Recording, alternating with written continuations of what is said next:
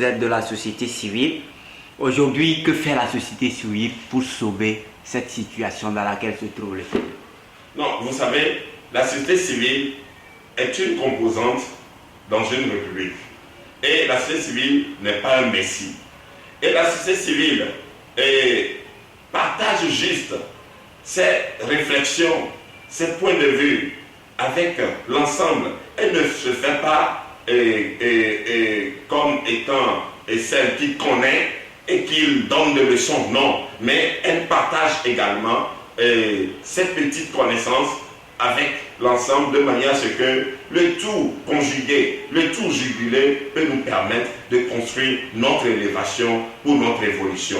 Donc la société civile joue sa partition et je vous précise également que la société civile, elle est plurielle et elle intervient dans plusieurs secteurs, dans plusieurs domaines comme toute autre composante de la société.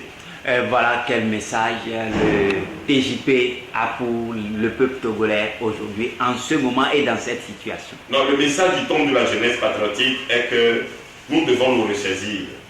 Nous devons nous ressaisir, prendre conscience qu'il est impérieux pour nous de prendre conscience que nous devons tout faire pour vaincre en nous cette maladie d'ego, vaincre en nous cette quête d'intérêt personnel, vaincre en nous cet amour d'intérêt éphémère, immédiat, inutile, et aller vers la culture du patriotisme. Nous démontrons notre amour de notre patrie. Nous ne devons pas être des imposteurs pour notre patrie, c'est-à-dire des gens qui ne veulent que profiter des ressources de leur pays. Non, nous ne devons pas être des imposteurs pour notre pays à cause de ses richesses.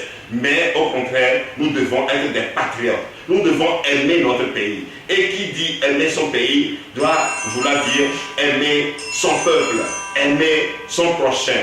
Et c'est en ce moment que nous devons nous serrer le coude pour construire notre pays, élever notre pays et ainsi incarner une certaine fierté. C'est en cela que nous devons incarner une certaine fierté, c'est-à-dire en conjuguant nos efforts, nos savoir-faire, nos énergies, nos potentiels pour construire et élever notre patrie. Donc, je nous appelle à un changement de mentalité. Je nous appelle à une interrogation intérieure. Je nous appelle au choix d'un réel changement de mentalité dans l'acceptation mutuelle. Merci, M. Cyril Nokolo. C'est moi qui vous remercie.